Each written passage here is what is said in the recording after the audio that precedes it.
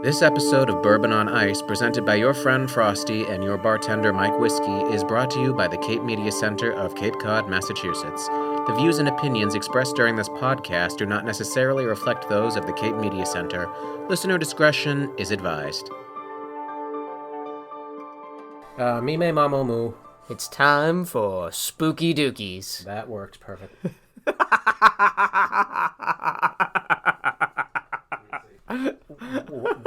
But I had something in mind to say, and you Totally blew it right out of your brain socket. just say the words. Roll the music.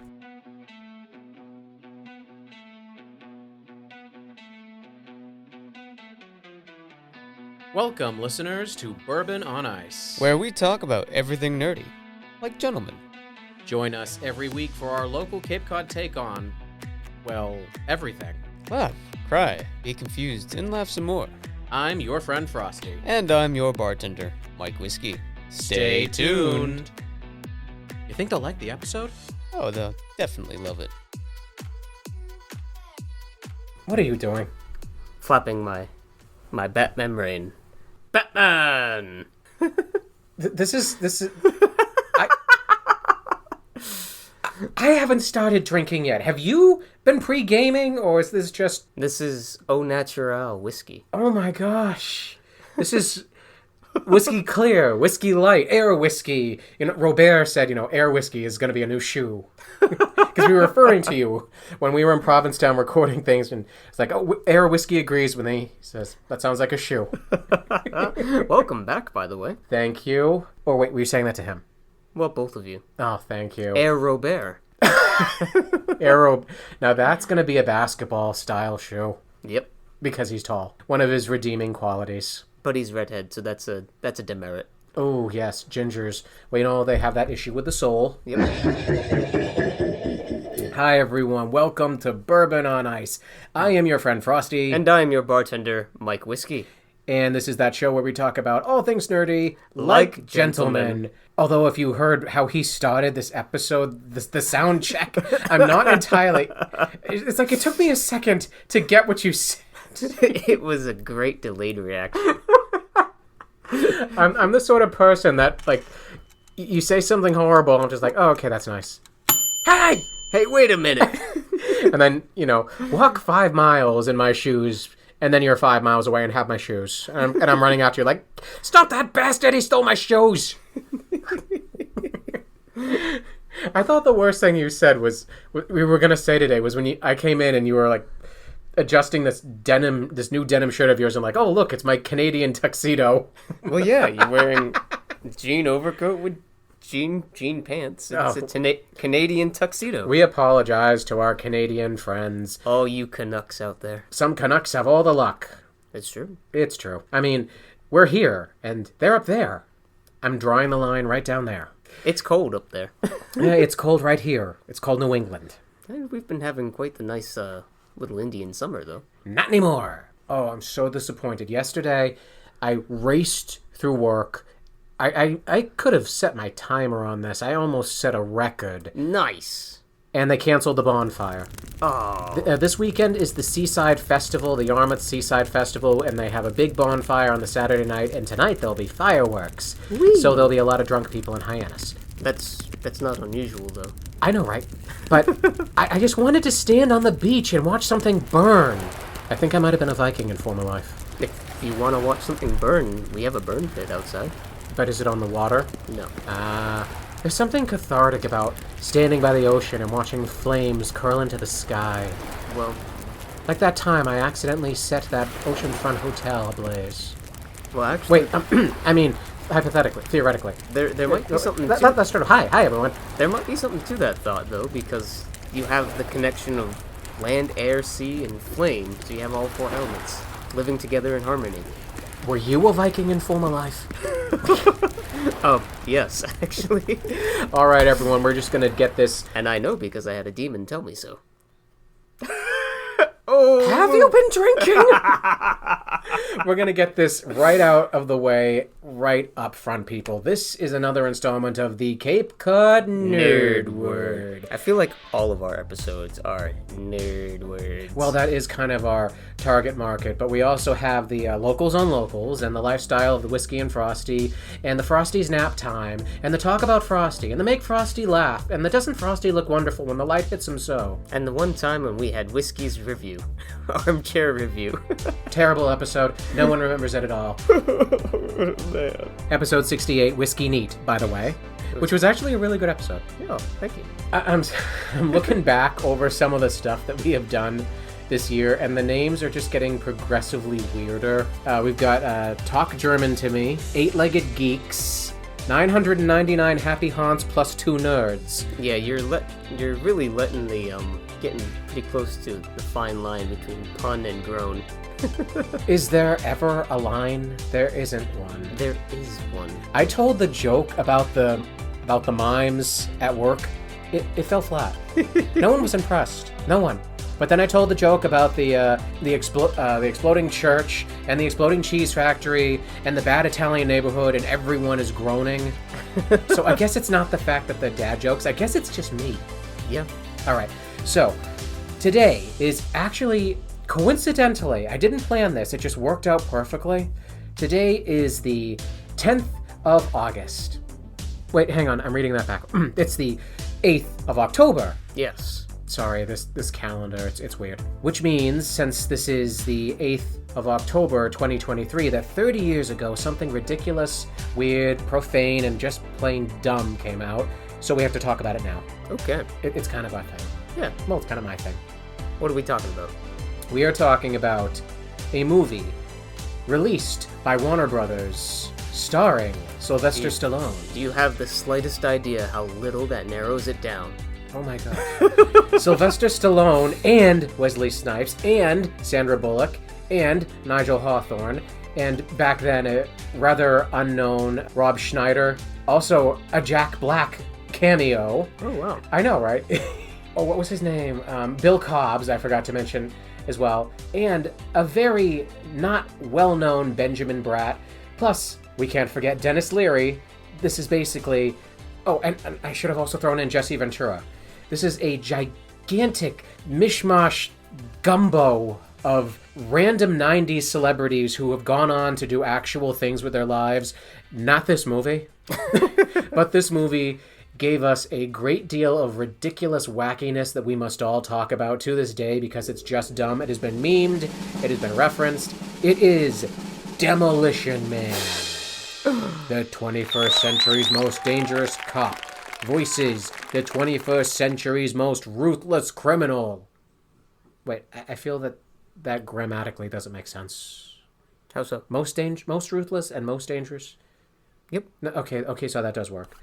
Again, I'm really sad that I spent all that time studying English in college. It apparently didn't take. Apparently not. Okay, folks, so let's ask that question that I always start to ask, but then I have to stop because I know the answer. Hey, Whiskey, did you watch this movie? No, I didn't. There are just some constants in life. I think if he ever said yes... Constants and variables. I think if he ever said yes, like the sun might fall out of the sky. That's how it works, right? It hangs above us. Yes. And now we're remembering why Frosty didn't finish college. Yes. He was bad at science, too.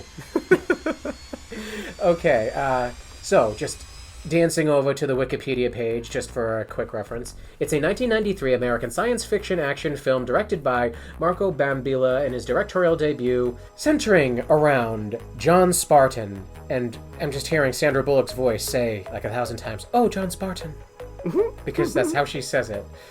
A dangerous cop from the 21st century who gets frozen for his overzealous nature after, wreaking havoc and trying to bring down his rival, Simon Phoenix, played by Wesley Snipes, with dramatically yellow hair. I mean, like, dramatically yellow. The two of them are put into a rehabilitation program, cryogenically frozen to be thawed out many years in the future, refreshed and happy into a society devoid of any type of violence, where all restaurants are Taco Bell. There's no toilet paper, and there's no public radio. Wesley Snipes has some pretty eyelashes. Let me introduce you to a movie called To Wong Fu, where he played a drag queen through the entirety of the movie. Noxzema Jackson. Him. Yeah. opposite Patrick Swayze, who was also a drag queen, and John Leguizamo, who was also a drag queen. I don't know how that movie worked, but it did. I watch that once a year. It's kind of a tradition. Okay. Also, I'm gay. Yeah, that might be why. Yeah. This movie, like I said, came out on October 8th, 1993, and in all honesty, while it was considered a mixed success, it was a major financial smash. It gave birth to a lot of memes, a lot of references. People have studied this thing, and if you are, drunk at 1 a.m. and awake, you can catch it on Cinemax. Or HBO. It's always on one of those shows. One of those networks. I have it here, and today Whiskey and I are going to watch it. We're going to pause this entire podcast, and you, like us, are going to sit down with a copy of Demolition Man and watch it. So, if you don't have it, go get it. Like, honestly, go get it. You can find it at the library, I'm sure. I'm sure it's in the dollar bin somewhere. I think I actually... You might even be able to get it on Blu-ray for about $5. I'm sure you could just rent it for like $5.99 right now on streaming. This is not to or less if you already have a streaming service. It's probably one of the free movies of the month somewhere on one of the channels. I'm not disparaging this movie, despite the fact that it is terrible. I'm not disparaging Sylvester Stallone, who I absolutely love and think is a national treasure, right up there with Keanu. I'll fight anyone who disagrees. Okay. But I am saying it is a terrible, terrible movie. Better than Simon Says, and that's entirely because that one had Dennis Rodman. Yeah, don't see that movie either. Not even for laughs. Not even for laughs? It has Dane Cook in it as a supporting character. I don't understand why that would be. The rest of the audience, I assure you, does. Okay, so let's just start out with a couple of bulletins before we hop into this. Okay. I'm sure the gluten-free pizzas that are heating up in the other room will be done by the time we get started, and I brought plenty of gluten-free popcorn. Well, I didn't get the pizza started. Whoops. How dare you? How very dare you? We can fix that. It'll happen eventually. I'm sure if we stare at them long enough, they'll combust. That's only if you stare at them. I have been known to cause tremendous chaos, yes. Anyway, 3 things that are going to pop out from this movie that Whiskey and I will be watching and then we'll be commenting on later. And I know the one you people who know this movie are thinking of, but we'll get to that one later. Okay. First and foremost. Foist. Did I say foist again? No, you didn't. Oh, but now I am, and I can't stop. Don't stop. Can't stop. Got a plan at this control. I can't stop. You haven't been drinking? No, I haven't. I'm going to start. Like, very much now. This is like normal whiskey. But this is extra whiskey. This is whiskey premiere. You caught me in a good mood. This is whiskey with crown. Okay, so first and foremost, we have the yellow hair. We're going to see, blunt and simple, this is Wesley Snipes back in his action prime days, but I don't mean his, just running around shooting guns. I mean, this is him punching, kicking, flipping, and hitting people with really bad one-liners. The basic epitome of 1990s cheeseball action, which is a crime against nature, but hysterical to watch. I don't know, I've heard good things about it. I'm excited to watch. Second is going to be the Taco Bell complex. I love Whiskey's eyes at this moment. That's the literal back and forth. He's doing the triple blink. Double take. Wait, what? Yes, I said it. This is not spoiling anything. Not too much, but... It's just a tremendous amount of ad placement for Taco Bell. Yes, because this movie takes place in a mostly dystopian future, as opposed to a mostly dystopian past. Or a mostly dystopian present. Hello! We did just come out of a pandemic, one that's, still nipping on our heels, people. And the cusp of World War III, as well. Every day, I wake up and so, did we war today? No? I call that a success. In the future, a great deal of corporations have collapsed. Music industry has collapsed. Most things have collapsed so that single entities now remain, including the fact that there is literally one restaurant franchise that owns everything else, and that is Taco Bell. It is an idea that people clung to, wrote papers about, went crazy over, as far as dystopian futures, that one kind of seems plausible. That every single corporation could collapse and be held under one banner. And it could be unfortunate as to which one. Vagisil! Viagra! That's not... Let's go to Viagra Land. Old Disneyland. It's not implausible. I think the only flaw in that prediction of the future is that it should be not a monopoly, but an oligarchy. So a few, 1 to 2, 3, 4, maybe 5 big corporations that own everything else, and it's all just trickled down. That's almost what we have now anyway. Oh, there is a third thing I should have mentioned before the other third thing. So we're going to make this fourth thing. Third thing is, again, dystopian future, but this is a pacified pacifist dystopian future where everything is basically outlawed. Meat, smoking, violence, language, all sorts of things have been brought down to the point where even fashion choices are remarkably regulated by the government to a state that they're silly. I'm just going to throw that word out there, and you're going to see what I'm talking about. But if, the Taco Bell thing is anything to think about, well, you're going to see more. And again, papers have been written about this because it seems remarkably plausible. Oh, yeah.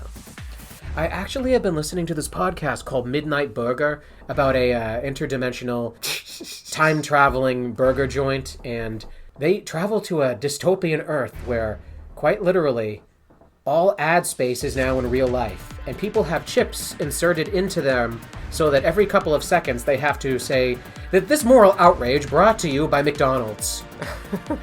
These tears of sadness brought to you by Reebok. $50 off shipping now. That sounds like a future in which I would probably off myself. But again, one of the protagonists came to who's from, our Earth, came to a person living in this dystopia and said, you know what? This one scares me because I feel like this could happen. And I'm thinking yeah. People are renaming their children Sprite to get rid of college debt. People are allowing their garage doors, their houses themselves to have billboards on them, and it wipes away all outstanding credit card payment. But then the chip thing, this very long, sad talk, brought to you by Doc Martens. Yeah, the chip thing, absolutely not. But I can see it happening. I totally can. This podcast brought to you by Ovaltine. It's the Ovaltinist. Not sponsored yet by Cane's Mayo.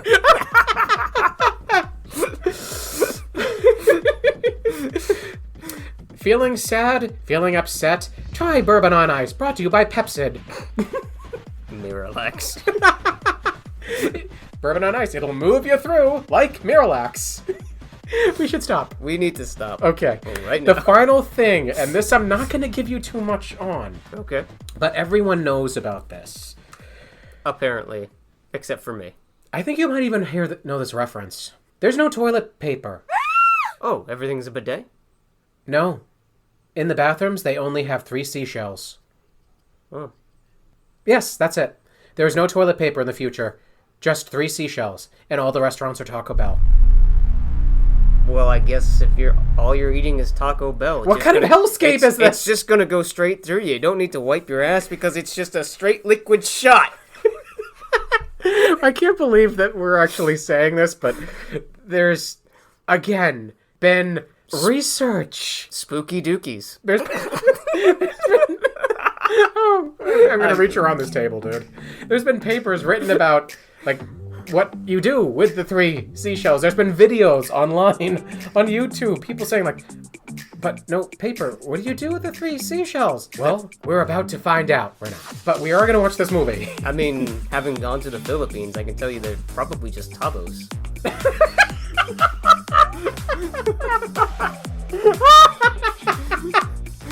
We'll get right back to you after we watch the movie. Fire up the pizzas. Stay tuned. I'm going to start drinking.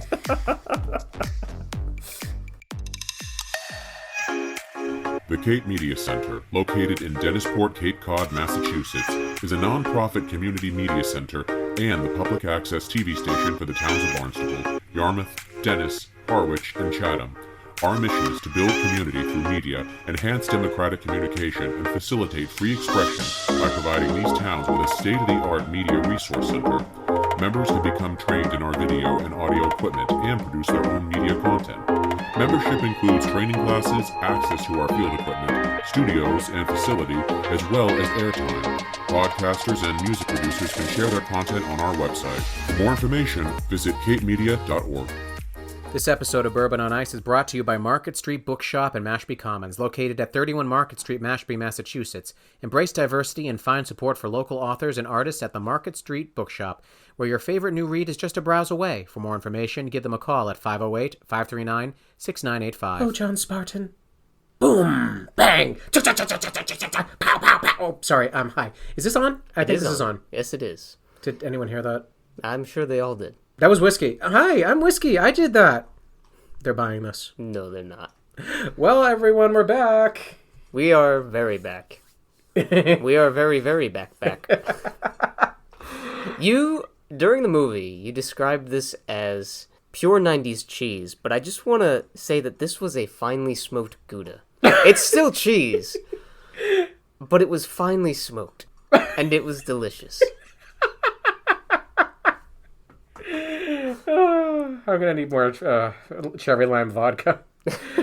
I had so much fun watching that again. I'll admit it, there was even a couple of moments that I forgot, like the car chases and all of Sandra Bullock's terrible jokes. Those were great. I think only Sandra Bullock could have pulled that off because of who she is. Not to mention the time that it was. Let's be completely honest. Everyone had a little certain something about themselves, and this was when she was young and kind of had a demure quality to her. Let's be honest about that. Yeah. She had youth on her side. Yes, she did. Okay, so I'm not going to say suffered. I'm going to say sat through, because it was that good. We just enjoyed 115 minutes of smoked Gouda. So just under 2 hours. This movie, I want to remind everyone, as I said, this got mixed reviews, but on a budget of $45 million, made $159.1 million.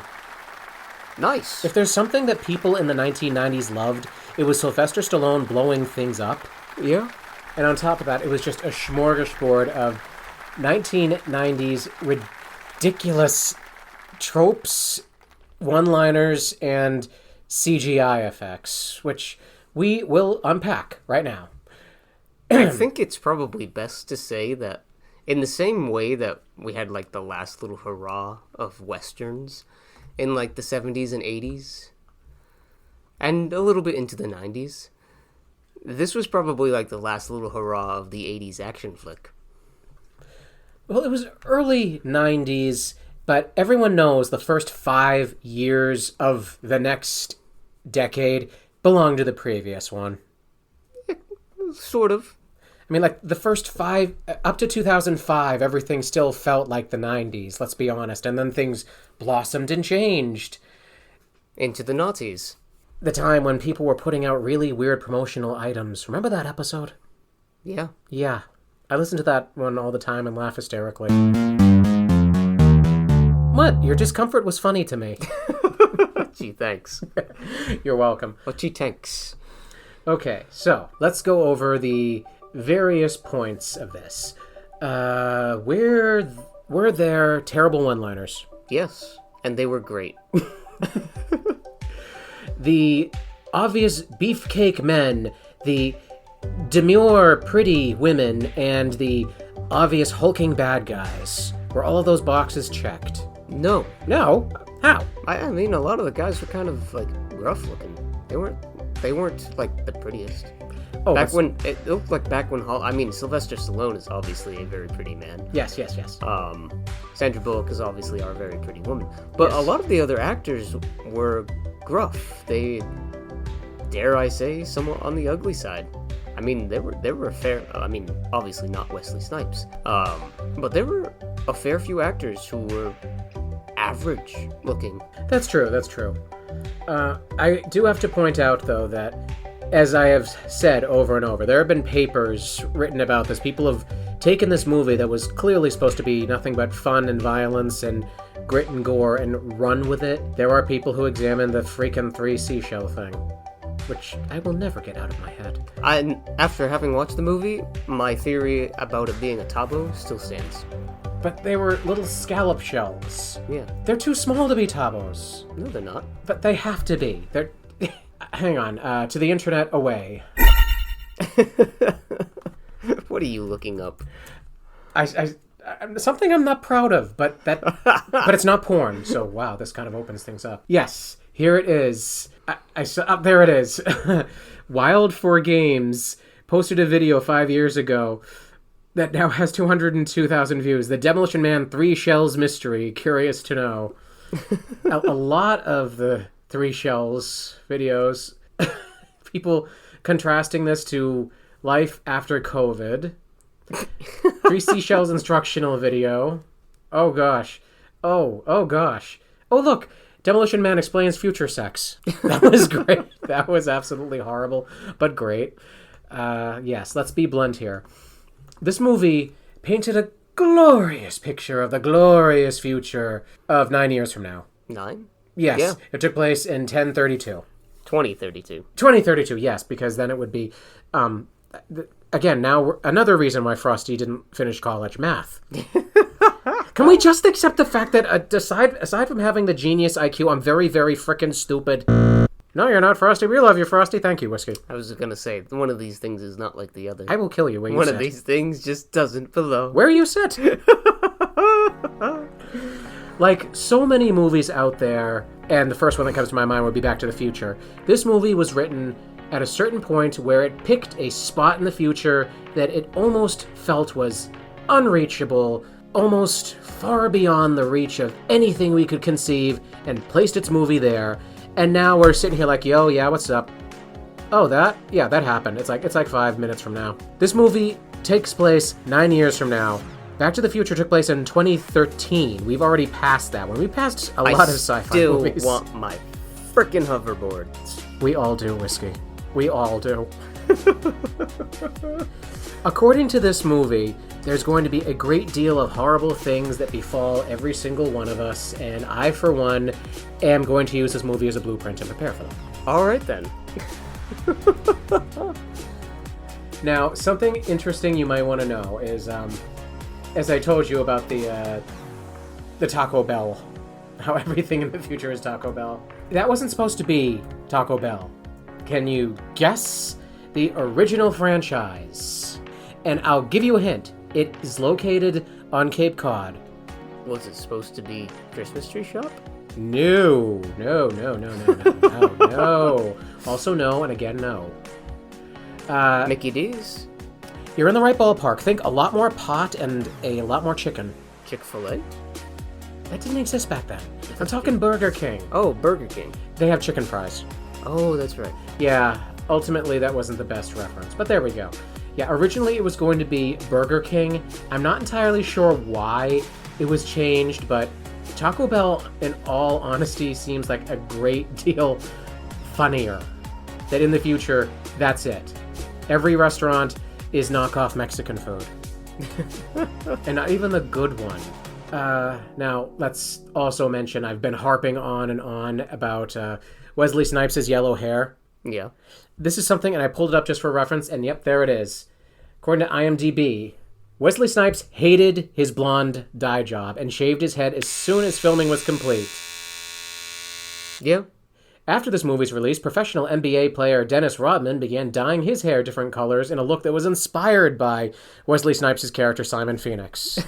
And I referenced him earlier for his terrible action movies, Simon Says. Is this just a never-ending loop of terrible 90s movies, one inspiring the next? Yes. Yes, it is. Yes. That's all it is. That's how these things happen. Now, what were your thoughts? In all honesty, what were your thoughts? Goofy, honest fun. I appreciate that. I like that a lot. I'm glad. I'm very glad that you liked this movie. Unlike how you liked my favorite video game, which I gave to you, and you spat upon, laughed as lightning flashed across the sky, and stomped on it while I fell crying to the mud. Oh, I am perfectly ready to do a full review if you want to do an episode about BioShock. You want to bring it on? I'll bring it on. We're not doing that. Moving on. He is not emotionally prepared today. I am not.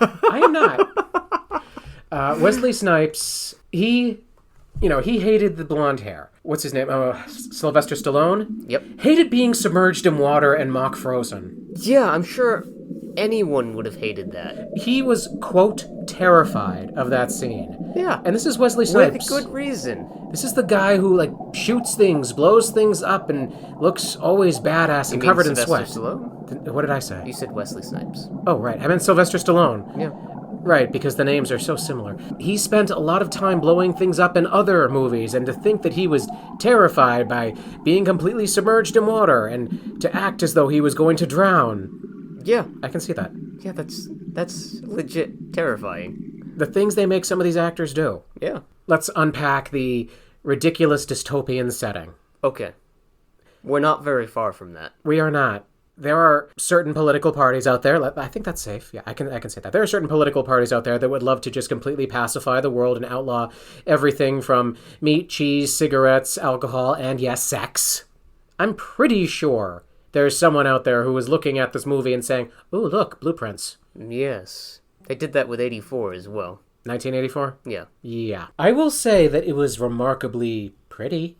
The future was written not to be... when you hear the word dystopian future, you always assume, seas of skulls, hazy skies... Blood for the blood god! And a couple of robots marching by in the background. What? I'm sorry, did I let my Warhammer out?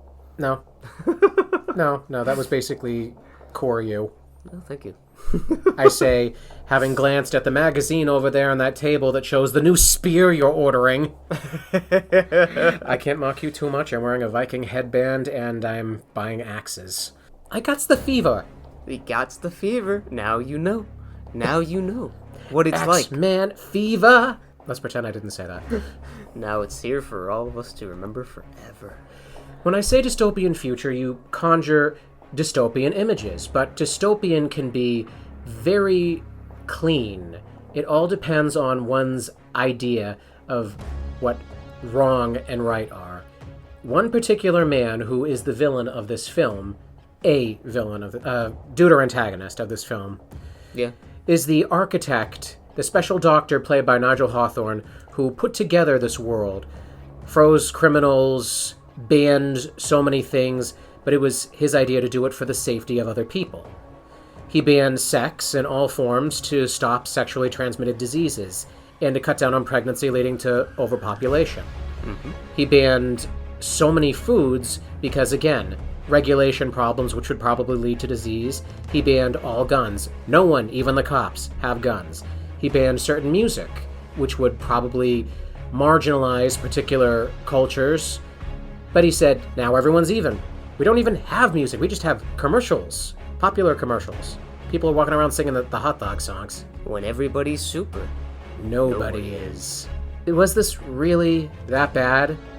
Yes, it was a frickin' nightmare. But in all honesty, he truly seemed like someone who was just trying to do what was right until, right before his death, he was seen crowing about how he could now remake the world. He had stirred up controversy, he had created a scapegoat, and now he had all the authorization he would need to wipe out a resistance and create a world in his image. He was even kind of quasi-doing the evil guy laugh, and then, he died gruesomely, hurled into a fire after being shot multiple times. So yes, batty as this movie really was, you gotta sit back and look at the fact that it was a dystopian future, in all definitions. People had been driven underground and were being hunted, and everyone else lived in a totalitarian society, listening to terrible music, and not having sex. I think that's the most horrible part. Speaking of sex, hey, what did you think of sex? In the future? Yes, future sex. I'll take a pass. That was awesome. Tell everyone what you saw, because they're gonna think it's funny. In fact, it actually reminded me of a quote. Of all tyrannies, a tyranny sincerely exercised for the good of its victims may be the most oppressive. C.S. Lewis said that. That's actually really good and very relevant. I do like that. Now, what was your question? I was saying that you and I observed a very awkward if you want to even call it this, sex scene. Oh, yes. Tell people what we saw, or rather didn't. We basically... So if you think about it logically, we saw Sylvester Stallone and Sandra Bullock sitting 5 feet apart. Two bros sitting in a hot tub 5 feet apart because they're not gay. Anyway. Oh my gosh. Oh my gosh. 5 feet apart on a couch, or like it wasn't even a couch, it was just a depression in the floor. And they put virtual reality helmets, circlets, diadems. Kind of. Virtual reality diadems on top of their heads, which then transferred the signals for pleasure back and forth wirelessly, like trading Pokemon. Oh my gosh. Why would you...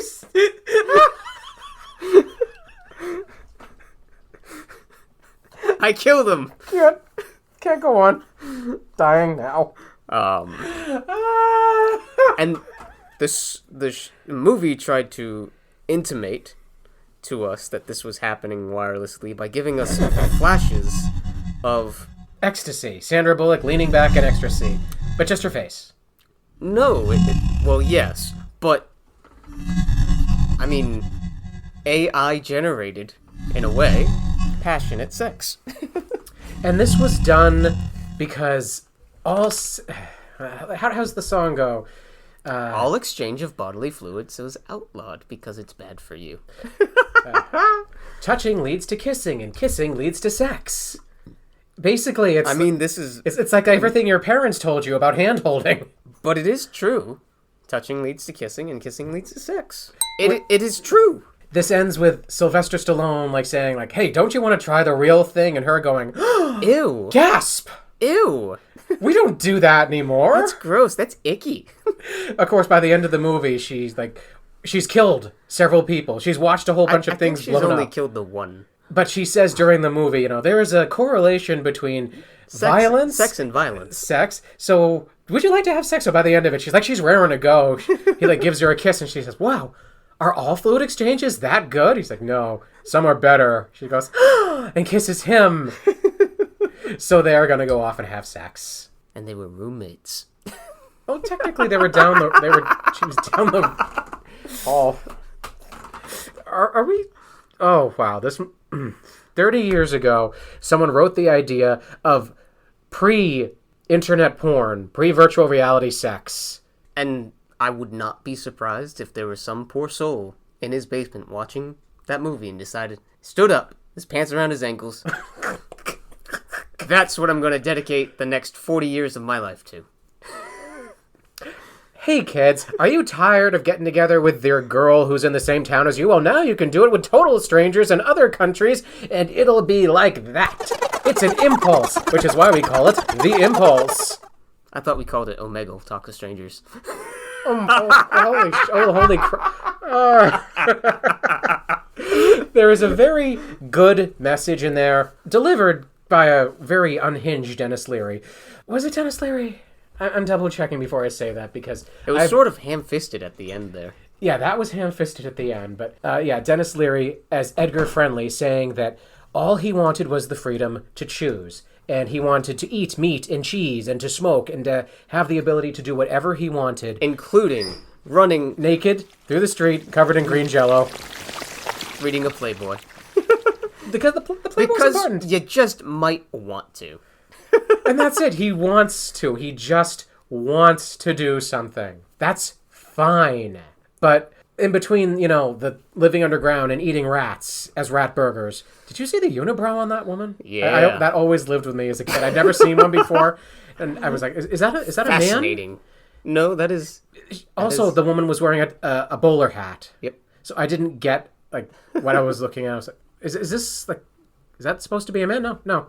There's nothing weird here. Just the way they're dressed. It's just the way the character is. Yep. They're just making a rat burger, which Sylvester Stallone eats with a smile.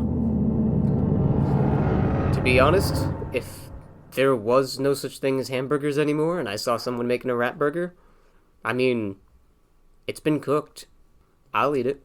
My buddy went down to Florida. His friend gave him a bowl of soup. It was meat soup. He said, what is this? His friend said, nope, I'm not going to tell you until you finish eating. He eats the whole thing. He says, what is it? He said, groundhog. He says, really? That was great. So now every time he sees one, he says, wow, look at that delicious little bastard. Let's see. We went over the... Oh, and you got to also talk to Sandra Bullock's character of Lenina Huxley.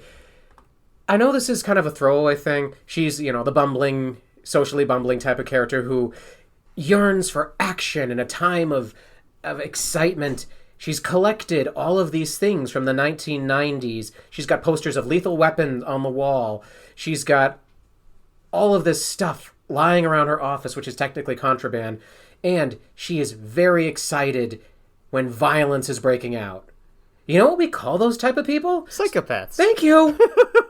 That's exactly what we call... That's exactly where I'm going with this. Wow, John Spartan. She always said his name. His full name. Well, not just her, but everybody said everybody else's full name. And it was a little weird. Well, I think that was the point, to be weird. It was. I mean, they didn't say hello. They said, be well. They said Greetings and salutations. No goodbye. Be well. No calm down. Enhance your calm. And I did love the fact that every time someone swore, although that came and went. That came and went.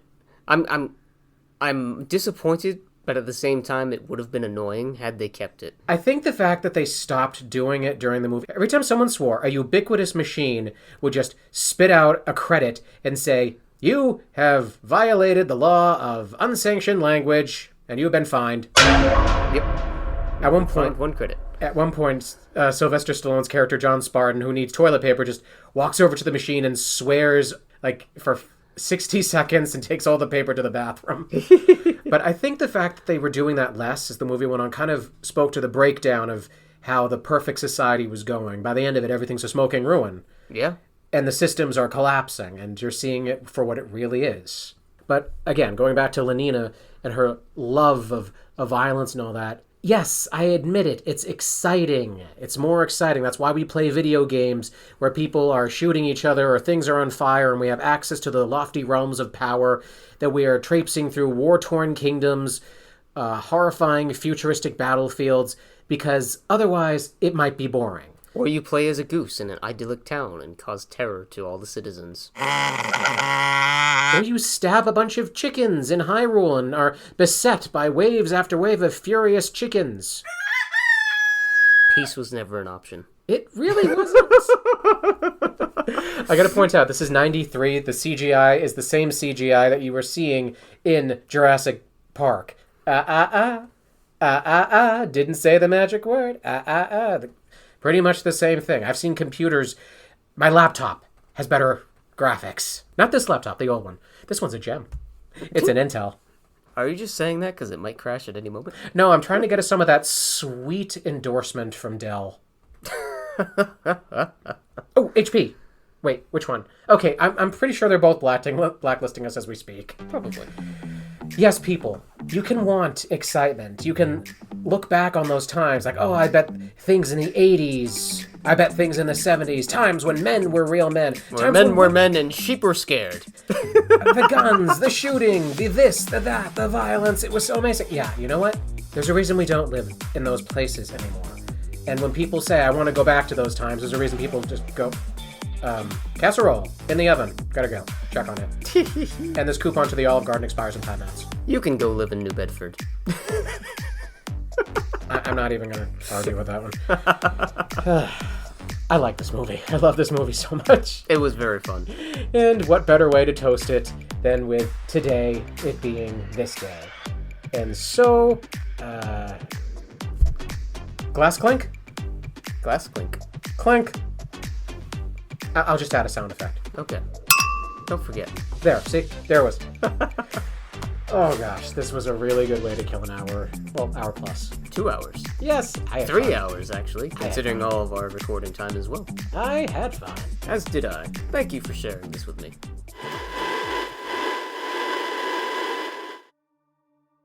How could you? I had to. I can't believe you. You gave me no choice. It's unthinkable. And yet, I thought it. I can't believe it. Believe it. You think you know a guy. Or maybe you never knew me at all. How could you? How can you not? Why? Just tell me, Whiskey, why? That depends. What exactly are we talking about? I thought you knew. Oh, not a clue. Oh. Well, this is awkward. Whiskey? Yeah. Eyes. What about him? Staring from the darkness.